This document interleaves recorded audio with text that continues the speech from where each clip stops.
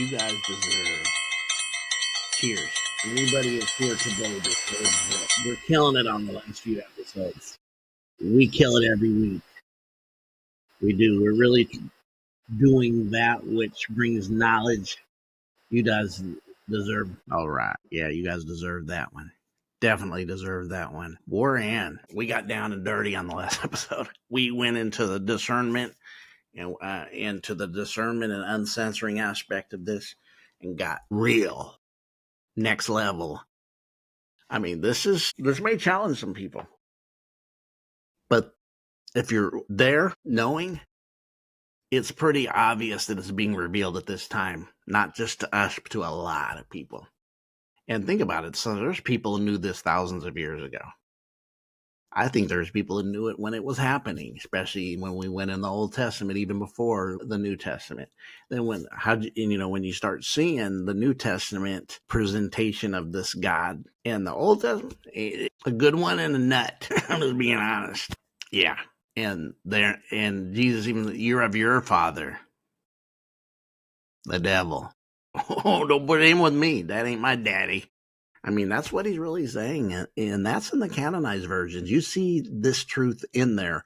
You have to comb through it because there's so much fluff and so much of the indoctrination and stuff added that when you read the Gnostic gospel, it's just like bubbling with information that makes sense to them that revelate and have gnosis and can see, explaining of the higher realms, all this stuff that you don't see. It's just heaven or hell, really, really exoteric Gerber babies, rotten Gerber babies, baby food, and rotten simulac.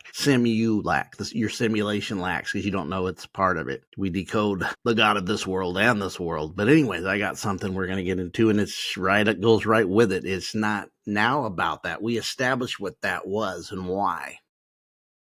Now we're going to get into something that many of us even were indoctrinated with ourselves. We were indoctrinated with all of it. Come on, if we came out of even Christianity and woke up of the canonized version of just religion is. So this goes with this on the next level of why. I left it with this, and we go and read some stuff too. I got some stuff to read. Think about this. Think heavily about this. We were told that life is in the blood, right? And with that aspect of it, blood sacrifices. But then we look now and we hear these rumors of the wood, and we hear these rumors of these secret societies, and we hear all the stuff that they're sacrificing children, and they're sacrificing people, and they're even drinking their blood. We've heard this. I'm not surprised with it. It's ancient stuff. It's not new. It's ancient stuff. A little theory I have that we'll get into maybe later is that these same elite bloodlines transferred into what we've seen in leadership now. Hence, learning how to reincarnate in the same bloodlines. That's why it's kept so tight. The bloodlines are kept tight. Blue bloods and all these, right? Like I mentioned before, if you did what the bloodlines did, they would call you a hillbilly, an ass backward person, but they're doing it for a purpose. There's something to this that kept from us in a way. But what I'm going to do is leave you with Yahweh, which is going to leave you with aspects of Yahweh, which we're going to get into. This is going to be more or less about the sacrificing.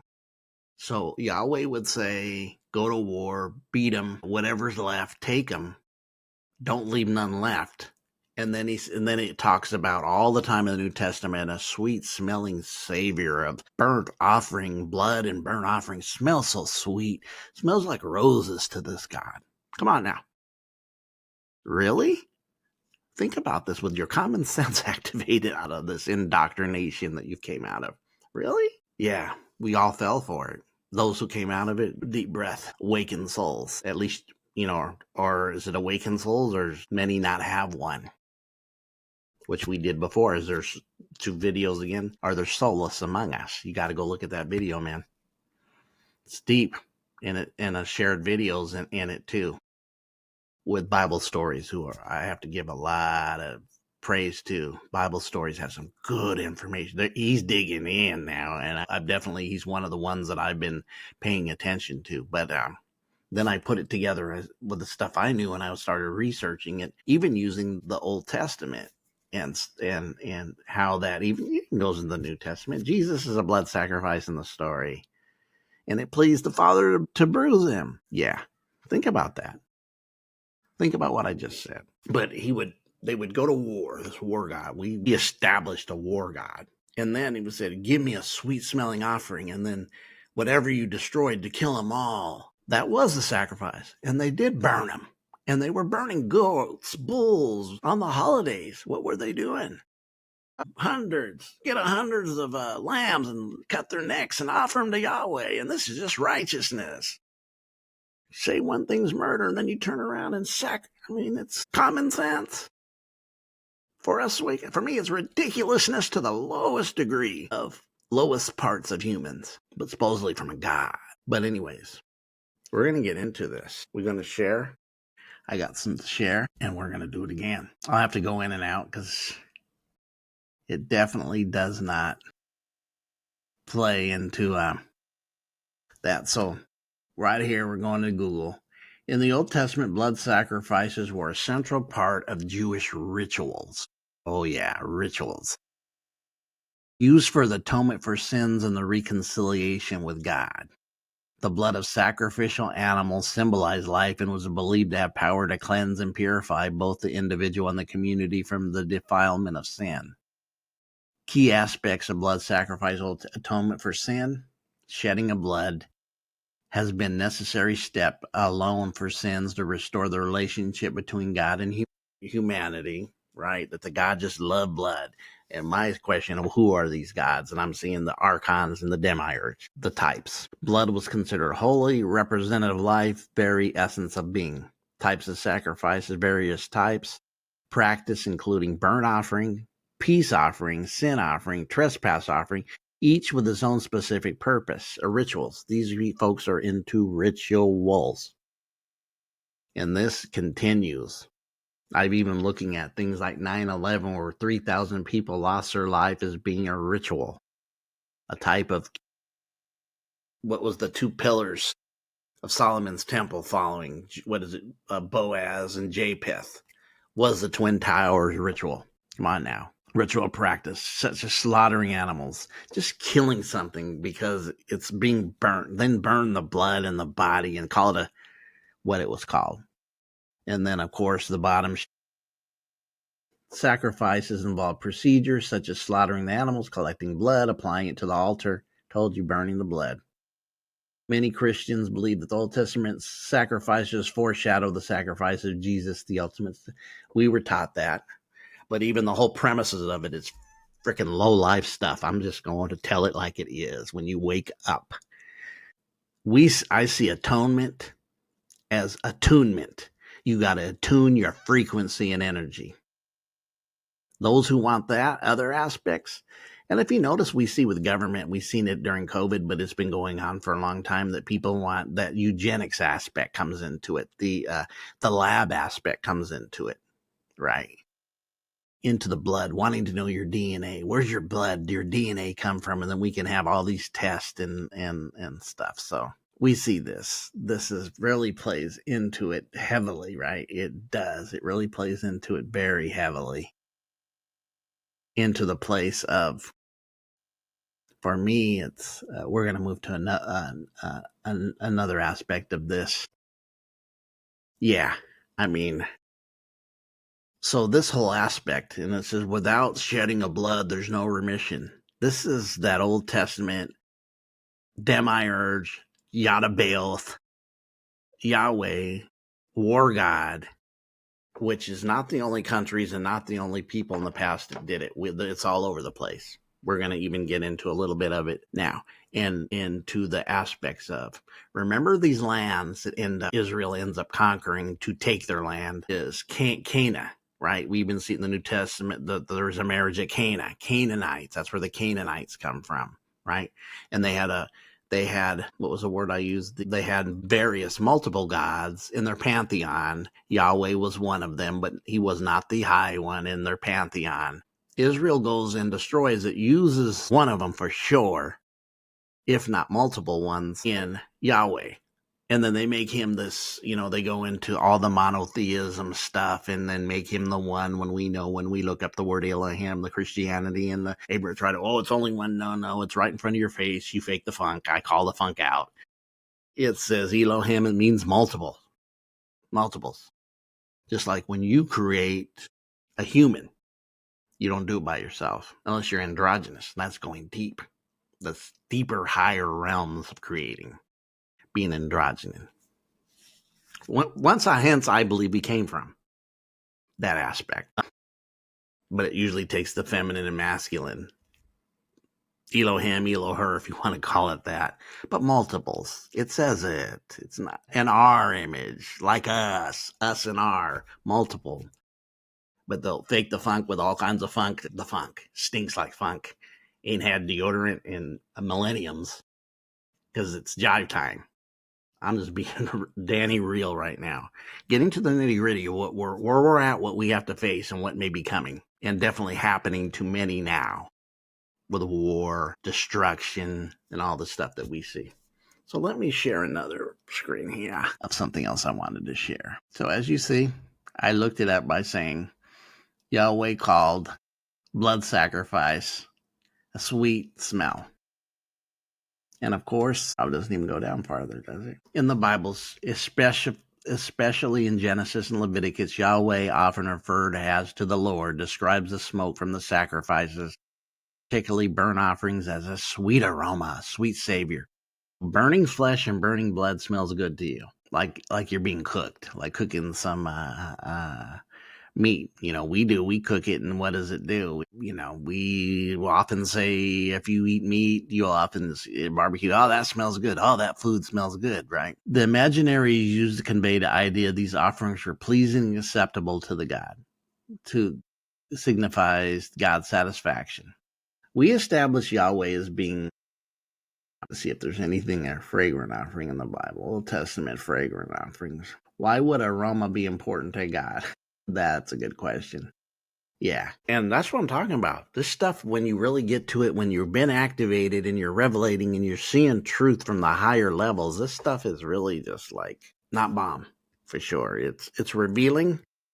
This has been going on for a long time, multiple years, and even looking at the tie-ins of other cultures which were stolen and used by them, whether it's Babylonian, whether it's Sumerian. Sin is from the Sumerian moon god. The Babylonian priesthoods transferred to the Leviticus, which means sea monster. The Leviathan. I said it. Yeah, that's findable. Destruction. So you're seeing that this idea of winning a war and sacrificing the people, burning their animals and children. Did I say that? No, that's in there in the last book, that they said even kill the children, even the suckling, even in the story of them, this glorified story of Moses leaving Israel, even though he was trained by the Phoenicians, by them, right? He was trained by them in the story. He was raised as an Egyptian, where we find out a lot of the knowledge was from, not from them, corrupted and good, because it's not perfect. As dynasties rolled in, we've seen all kinds of other stuff. Especially a big change from the feminine to the masculine. Masculine always seems to accompany the war gods. Bloodshed. The patriarch. Not true patriarch.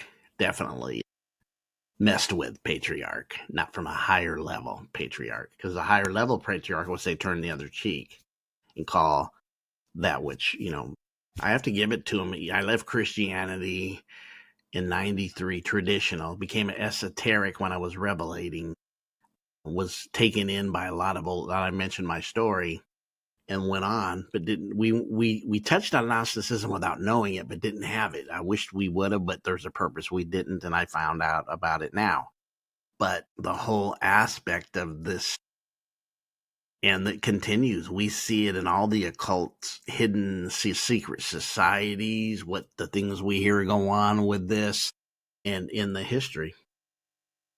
let me go ahead and head back to where we're at, and then I got another one to share with y'all. Yeah, heavy. This is rolling in the years, if I can say that. So this cat, I'm going to call him a cat, as being a street person, thug. I can be like that. I worked in mental health. I coached football. I was not always from the good side. I was raised on the other side of the tracks. When I first started going to school, when I was raised the first in my life, I lived in an area that was predominantly Hispanic and Black. And I'm half. My dad's half Hispanic. My dad is Mexican.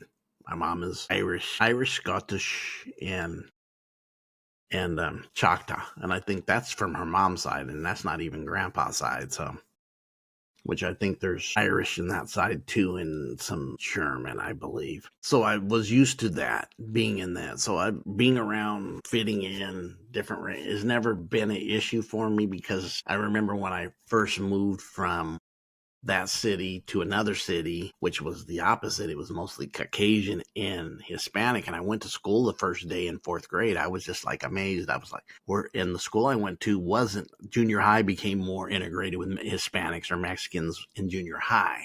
There was a few, but it was mostly Caucasian. And I was like 9 years old, and I'm like, where's the Mexicans and Blacks? I'm thinking to myself, there's no Mexicans and Blacks here.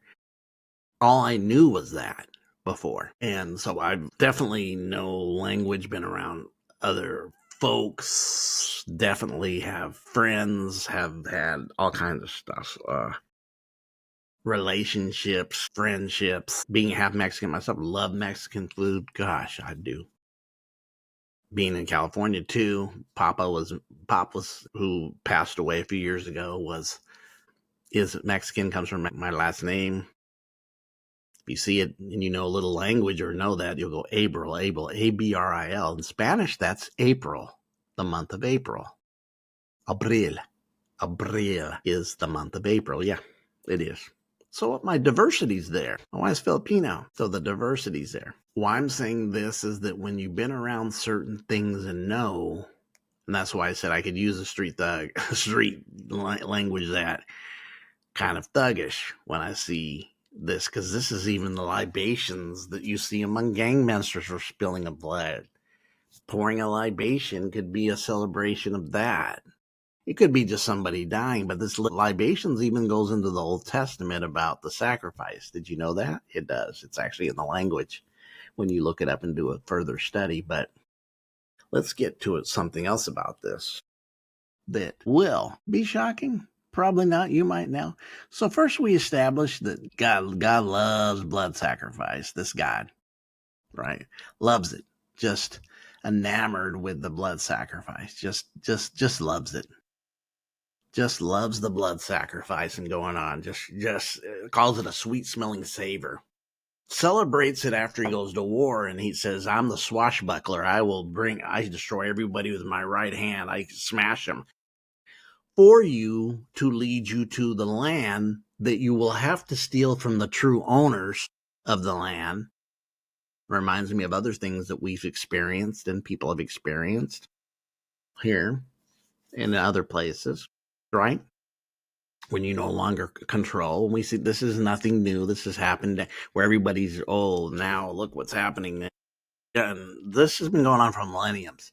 And when you say it's a certain race of people, it's not. It happened way back. Everybody's had their hands in conquering and controlling lands.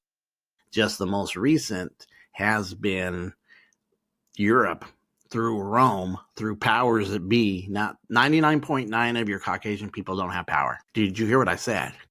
So when you keep making it that, you miss the mark by as wide as the sea is. You're not being specific. It's the powers that be, or the powers that were. Sarah Alcalde, the alchemist, likes to say the powers that were, right? Let's look at this. See what we can get out of this. So Moloch, his name is also known as Melech, was a god associated with child sacrifice in the Phoenician religion and the Hebrew Bible.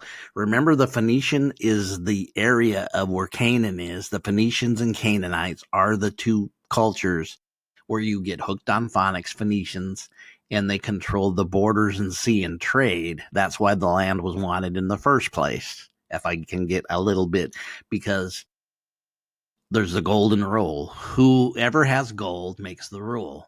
One of our listeners had spouted that to me the other day. I'd heard her before, but one of our younger listeners had that actually texted me, and we actually call and talk to each other.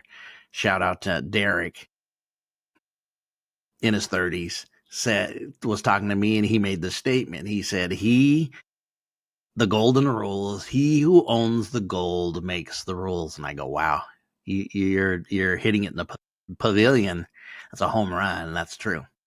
So while sometimes depicted as a full-headed figure, the name Moloch is used to allegorize a kind of idol cause requiring excessive sacrifice, has seen in literature like John Milton's Paradise Lost. Origins, associations, Moloch's origins are debated, but he's linked to the sun god Baal, and other Semitic deities, particularly Canaan, modern-day Syria, Lebanon, and Israel. And so you see this is connected where you might say, oh, they're not doing it. No, they are doing it, because the land and the place, Canaan and Phoenicia, is where these gods came from. So when you're sitting there telling me they didn't participate about it, Yahweh's connected to this, because that's where Yahweh is the pantheon to. The Canaan, he may have been a god of the underworld, even a variant name for Baal or Milcom. Child sacrifice. The most common association of Moloch is his role in human sacrifice, particularly child. This practice is depicted negatively in the Hebrew Bible, where the god is often associated with pagan practice of Canaanites. Yeah, but I'm going to reverse that hold. Let's look at something that was done. You know the story. It's an Old Testament story. So, who was that character? I can't remember his name, but you'll know the story. So he was told to sacrifice his son if God loved him, right? And he was going to sacrifice his son, and I can't recall his name right now. Sorry. You guys should know it. If it comes to me, I'll spout it out. But the story should reveal it. To many of you scholars here will know what talking about. Is it Isaac? Is it Joshua? But back to the story. So God asked him to sacrifice his son, right? Let me see if it's even here. It might be in this here. I was thinking. Nope.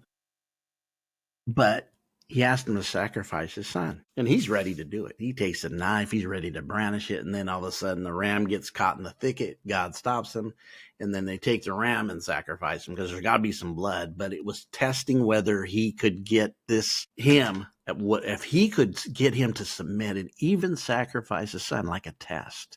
Where you're going to say, well, he's testing him to see how much he loves him. No, he's testing him if he'll give up his children, because that's would be a goal. Demiurge, the one that does things his own way, the jealous God, the angry God. This is the one that says, I'm the only one. When that cat knows darn sure he ain't the highest, neither is he the only. The reason he's jealous is because he's jealous of one that's greater than him.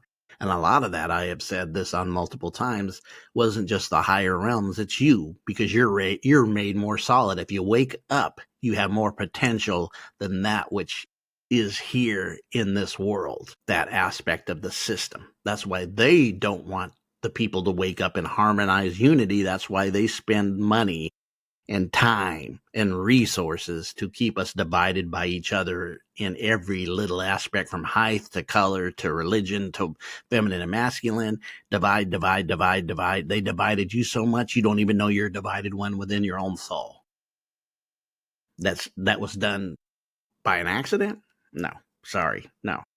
This is where we got to realize this stuff's calculated. It's a system. It's a program. I don't think changes. I agree with this aspect here in this, where it said Baal, where it was it has being from the underworld. Where was this at? The lower realms, right here, the god of the underworld.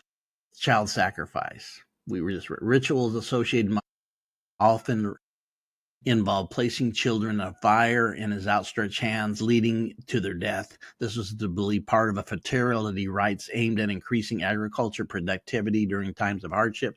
And remember, this was coming from Google, so all of it may not be accurate. But every time they would have a ritual in a war and they would win and slaughter, he would want a burnt offering immediately unto Yahweh. And he called it a sweet smell, the blood sacrificing gods. We have been presented with this, that it's an old and ancient practice of pure, and we adopted this. We all came out of it. If you were in this, you definitely know this doesn't happen in Buddha. Blood sacrifice is not part of Buddha. You guys know that, right? I'm going to look up something here, not on that. I'm going to say something right now. I'm going to look at it. So there's an aspect, kind of like I'm looking up other religions that offer burnout, and I made the plan. Buddhism for sure doesn't. So I looked up Brahmin, and there was certain groups that promoted it, but it was condemned by Brahman Vaivarta Purana, condemned human sacrifice in some form, and some forms of animal sacrifice.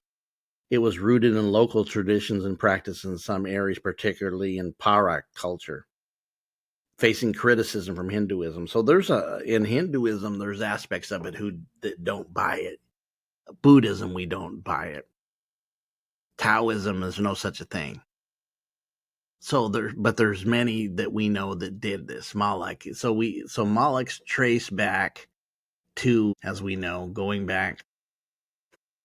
It's in the Bible. It's going back into the Phoenician religion, and we've seen the pictures of it. We've seen that they have replicated this, and even in some of their practices here with the wood. Government officials, those are high ranks that they honor Moloch and do this. That's why they're doing child sacrifices now, from even drinking of their blood to even doing some other things like the adrenochrome, was getting high off adrenochrome. So I'm going to stop the share right now. We're getting close to 33-minute mark, which is good. We're good with that. I'm good with that. The establishment of these two things, a war god that requires blood, and then the sacrifice of blood for the remission of sins. Yeah. And this is what's been presented, hidden, but indoctrinated into the West through Christianity or the Abrahamic religions. We find out through Gnosticism, no. The one coming to die for your sins was not nobody. Jesus is presented in the story not coming from this at all, but as a revealer of truth, so that you know that you are the divine light and you don't need a restoration. You need to wake up who you are, would be your salvation, not a blood sacrifice. I'm here to proclaim it. It's the facts. More and more I see this, more and more I see the stuff that we see around the world, and these powers that be, from Rome to the woods, especially in these governments, that they're all based on not serving the people. I've said it. I had a discussion with a young man, Derek, the same one who said whoever. That's why we got caught up in the discussion of who the golden rule is. Who owns the gold makes the rules.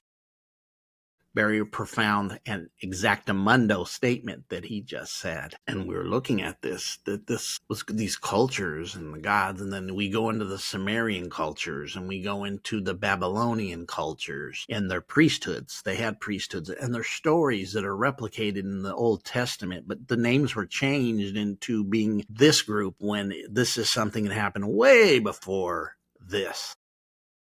In the Septuagint, which is really connected to the aspects of Greek, right? The Greeks made it accepted within not just them, because if you go read like some of the other books, we have an Old Testament. That's not all the writings they got. They got the Zohar. They have what's the other one? If you read the other one, it's a trip. I don't know if you know the other one. God, what's the name of it? That's skipping my mind. There's another book, and it's actually a Babylonian text by the same name. And guess which one's first? Remember, they came out of Babylon, learned their priesthood from the Babylonians by being there, and then just took the information from Babylon and just kind of like took it and ran with it, and then used it, and then said it was theirs when Babylonian had fallen, right? When Babylonian was no longer Babylon, but they had took the ancient knowledge and then used it to replicate what they were doing because they came from there. And God, what's the name of the book? Well, the name of the book would tell you when it got in this text. What is the name of that book? But when you read it, you go, you're not admired very much. You non them. Yeah. That's when you start seeing this is really how they feel about us. It's right there. Yeah. This even comes down to now, what you see with, like I said, see with governments and religion, and these Abrahamic religions, not the same, really don't get along, except the Christians do kind of take up with the Jews and call them the chosen people, even though the Christians will say they didn't know the Messiah. They were ignorant to it, but they give them a pass and say, oh, they're the chosen ones. And they come up with all this indoctrinated days of this and weeks of this indoctrination. And then the Muslims are the ones pushed to the side that nobody likes.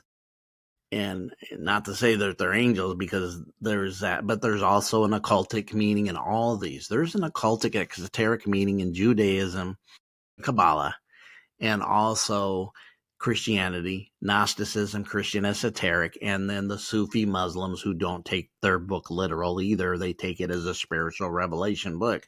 They all have the same revelation knowledge in common. It's called esoteric, occultic, esoteric meanings, not the ones that are the exoteric. Who decides that you follow esoteric, exoteric?